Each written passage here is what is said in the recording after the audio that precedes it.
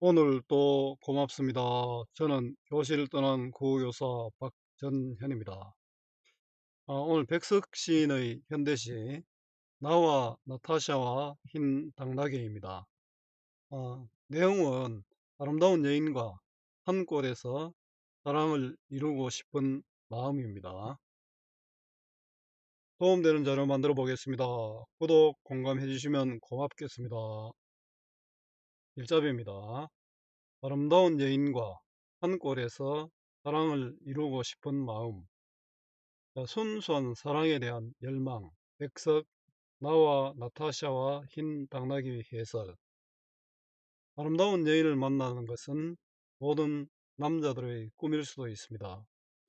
그리고 아무런 방해도 받지 않고 그 사랑을 할 수 있는 곳이라면 그것이 바로 탈속의 경지, 이상의 공간이겠죠. 그러나 현실은 누추한 세상입니다. 그래서 술 한 잔을 마시면서 생각해 봅니다. 아름답고 순수한 여인 나타샤와 함께 눈 내리는 밤 흰 당나귀를 타고 산골 오막살이로 가서 살고 싶다고. 이의 배경입니다. 자, 이 시는 가난하고 외로운 처지에 놓여 있는 화자가 현실에서는 이루기 어려운 순수하고 아름다운 사랑에 대한 기대와 소망을 형상화하고 있습니다. 형상화는 우리가 감각적으로, 감각은 시각, 청각, 후각, 미각 이런 등이 있죠. 감각적으로 느낄 수 있도록 하는 것을 형상화라고 합니다. 이런 기대와 소망을 형성하고 있습니다.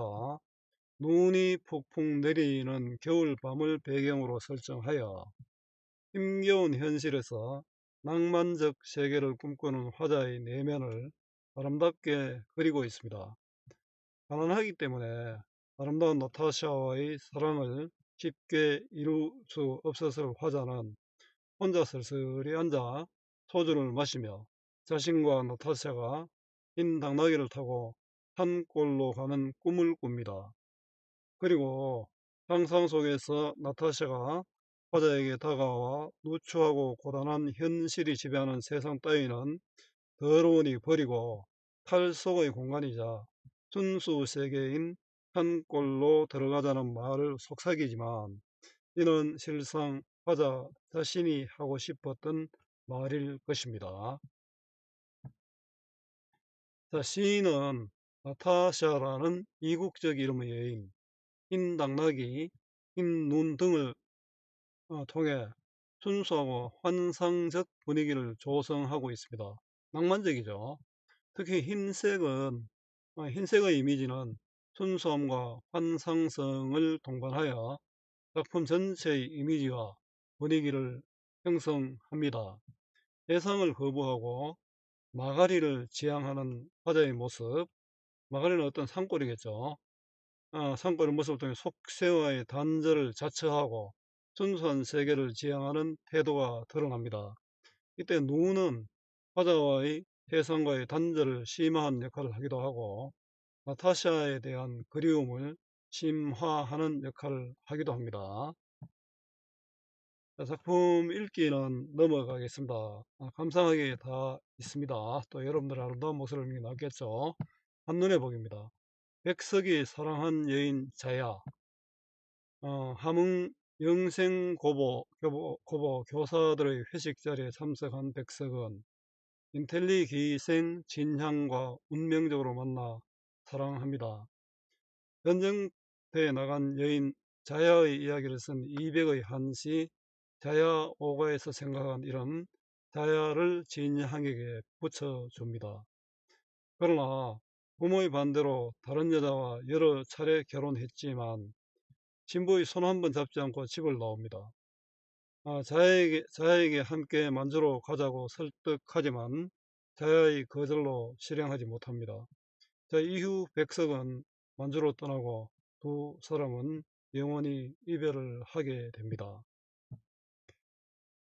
그 마음을 담은 식구가 남신이주, 유동, 박씨, 봉방에 있습니다.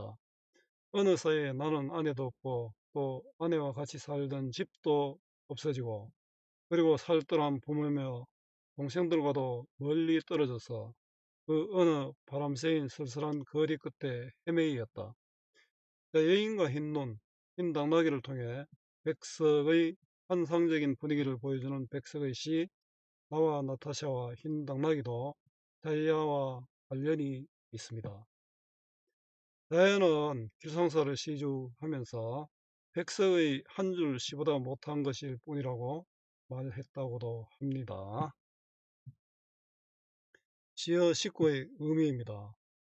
화자를 순수 세계로 이끄는 매개체 역할을 하는 시어는 흰 당나귀입니다. 나타샤라는 여인과 흰색 당나귀를 대상으로 삼은 이유는 이국적인 여인과 실제 하기 어려운 흰색 당나귀를 통해서 환상적이고 순수한 분위기를 이끌어냈습니다. 대립적 이미지를 가진 시어와 의미, 산골과 세상. 산골은 순수 세계로 이상적인 공간이고 세상은 오염된 것으로 현실적 공간이 됩니다. 화자가 지향하는 것은 나타샤와의 사랑, 순수 세계의 소망입니다. 감상해 보겠습니다. 가난한 내가 화자의 처지입니다. 가난했기 때문에 사랑을 이룰 수 없었다는 겁니다. 아름다운 나타샤를 사랑했어. 가난한 내가 아름다운 나타샤는 화자가 사랑하는 여인인데 이름이 뭐 우리 춘향이 이런 거하고 다르잖아요. 이국적이고 또 이런 이국적인 여성을 통해서 이건 좀 이루어지기 어렵잖아요. 그래서 환상적이고 나와 대조되는 그런 이미지를 가진 여인이라고 생각하면 됩니다. 내하고는 좀 과분한 여인이니까 내가 온전히 사랑할 수 없으실지도 모릅니다. 오늘 밤 푹푹 눈이 내린다. 눈. 자, 푹푹은 일단 음성 상징어죠. 푹푹은 어태입니다. 의성은 아니고 이 음성 상징어로 효과적으로 정서를 표현하고 있고요. 눈은 순백의 이미지지 않습니까?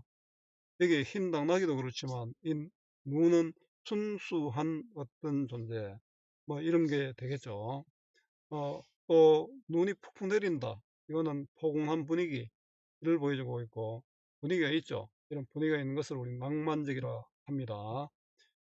자, 사랑해서 눈이 내리는 것은 무엇일까요? 이건 사랑해서 눈이 내린다. 나타사를 사랑해서 눈이 내린다. 이건 뭔가 맞지 않죠. 자, 이렇게 비논리적 진술입니다. 그죠? 사랑하기 때문에 눈이 온다. 이건 아니잖아요. 비논리적 진술로 사랑의 순결함을 강조하고 있습니다. 눈 내리는 밤입니다. 그리움의 정서가 드러납니다. 나타샤를 사랑은 하고, 나타샤를 사랑은 하고, 은이잖아요. 보조사인데, 이거는 대조의 의미를 가진 보조사가 있잖아요. 사랑은 하지만 다른 문제가 있다는 거죠. 눈은 푹푹 날리고, 사랑은 하는데 또 눈은 푹푹 날린다. 이건 아마 순수한 존재이기도 하지만, 눈이 푹푹 내리니까 뭔가 방해를 받는 듯한 그런 게 느낌 들죠. 그래서 이제 순수한 존재에 대한 가해지는 시련의 의미가 있습니다. 이 눈은. 나는 혼자 술술히 앉아 소주를 마신다. 나타샤는 실제 있을 수 없는 어떤 가상적 존재잖아요. 이런 나타샤와 사랑을 하고 싶은데 이게 이루어질 수 없으니까 소주를 마신다. 소주. 자, 이 술을 마시는 것은 그게 두 가지로 볼 수 있습니다. 즐기기 위해서 아니면 속이 너무 답답해서. 자, 여기서 이 소주는 그리움과 고뇌를 달래는 수단이 되겠죠. 답답한 속을 위로해주는 수단이 됩니다. 다시 말하면 사랑이 현실에서 이루어질 수 없기 때문에 술 한잔 마시는 거죠. 소주를 마시며 생각합니다. 무엇을? 아마 나타샤와 함께 있는 그것을 생각하겠죠. 어쩌면 자야를 생각하고 있을지도 모르겠습니다.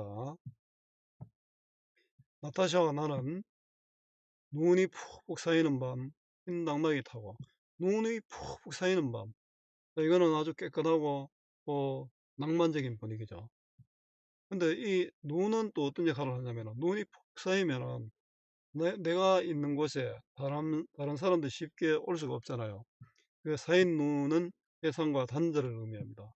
흰 당나귀는 실제 없는 존재잖아요. 그래서 깨끗하고 순수한 존재. 또 이 당나귀를 타고 가니까 산골로 인도할 매개체가 되고, 자, 화자의 소망과 기대감이 담겨 있습니다. 이건 상상적 존재니까요. 산골로 가자. 출출이 우는 깊은 산골로 가. 마가리에 살자. 산골. 내가 가고 싶은 곳이 산골이죠. 세상과 단절된 곳이고 순수 세계고 또 이상적 공간입니다. 출출이는 뱁새입니다. 새 이름입니다. 우니까 청각적 이미지죠. 마가리는 이건 오막살입니다. 오막살이. 하여튼 아까 앞에서는 뭐 산골이라 했는데 오막살입니다. 이런 대상이 이어지면은 향토적 정서가 나타나겠죠. 나타샤와 함께 산골에 살고 싶은 나의 열망입니다. 1년이 그리움이었죠. 눈은 푹푹 내리고 반복되네요. 나는 나타샤를 생각하고 나타샤가 아니올 리 없다 생각하는데 나타샤는 반드시 온다. 나타샤에 대한 믿음이 나타납니다. 언제 벌써 내 속에 고조곤이와 이야기한다. 고조곤이 고요히 와서 이야기한다. 상상하는 거죠. 산골로 가는 것은 세상한테 지는 것이 아니다. 그러니까 세상은 부정적인 외부 현실이잖아요. 내가 들어가는 산골과는 대조적인 존재죠. 이 세상은 나와 나타샤의 사랑의 장애물이 됩니다. 세상 같은 건 더러워 버리는 것이다. 내가 이 세상을 버린다. 더러워서. 세상은 산골과 대조된다. 그죠? 이 부분은 산골로 가는 것은 세상한테 지는 것이 아니라 세상 같은 것은 더러워 버리는 것이다. 상상 속 나타샤의 말입니다. 나타샤는 내 편이죠. 이건 실제로는 화자의 내면의 소리죠. 화자가 자신에게 하고 싶은 말이라고 할 수 있습니다. 산골로 가는 행위의 정당성 부여입니다. 이건 자기 위안이 됩니다. 외부 현실에 대한 부정적 인식, 또 사랑과 순수를 유지하려는 의지가 담겨 있습니다. 현실을 능동적으로 버리고자 합니다. 이건 또 자기 합리화로 할 수 있겠죠. 눈은 푹푹 내리고 반복됩니다. 반복되면서 이제 그리움이 심화되겠죠. 아름다운 나타샤는 나를 사랑하고 상상 속에 이루어지는 소망입니다. 어디서 흰 당나귀도 오늘 밤이 좋아서 응앙응앙 울을 것이다. 흰 당나귀는 순수한 존재. 나를 산골로 데려다 주는 존재잖아요. 오늘 밤이 좋아서, 눈 오는 밤이 좋아서 응앙응앙 울 것이다. 이거는 청각적 이미지네요. 나와 나타샤에 대한 축복입니다. 나와 나타샤를 위해서 당나귀가 좋아서 운다는 것이니까 이거는 화자의 심리가 여기에 반영되어 있죠. 이렇게 축복받고 싶다 이러는 거죠. 자, 응앙응앙 음성상징어 의성어를 통해서 정서를 효과적으로 표현하고 있습니다. 의성어니까 청각적 이미지입니다. 자, 나와 나타샤의 사랑을 축복하는 당나귀입니다. 이것도 이래 소망이죠. 이랬으면 좋겠다. 열망입니다. 자, 정리해 보겠습니다. 갈래는 자유로운 형식의 자유시, 개인의 마음을 담은 서정시, 운문 형식의 운문시입니다. 자유시 반대가 정형시, 서정시 반대가 서사시, 운문시 반대가 산문시입니다. 성격은 서정적이고 낭망적이고 이국적, 우리 나타샤라는 이름 이런 게 있잖아요. 환상적, 나타샤도 그렇지만 흰 당나귀는 실제 없는 거잖아요. 주제는 현실을 초월한 이상과 사랑에 대한 의지와 소망입니다. 사랑하는 사람과 순수한 세상에 대한 그리움, 사랑하는 사람과 아무도 찾아오지 않는 그 순수 세계 이상적 공간에 있으면 참 좋겠죠. 특징입니다. 유사한 식구의 반복과 변주로 시적 의미를 형상화하고 운율감을 얻고 있습니다. 반복과 변주는 반드시 운율감과 연결됩니다. 토속어를 사용하여 향토적 정서를 불러일으킵니다. 대립적 이미지이시죠. 산골과 세상이죠.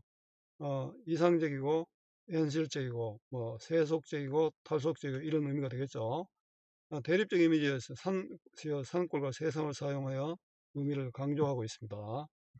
계절적 배경, 눈이 푹 내리잖아요. 통해 시적 분위기가 고조됩니다. 자, 수고 많았습니다. 제가 살아있는 한 좋은 자료로 보답하겠습니다. 네이버 구글 다음 어디서나 검색은 박전현입니다.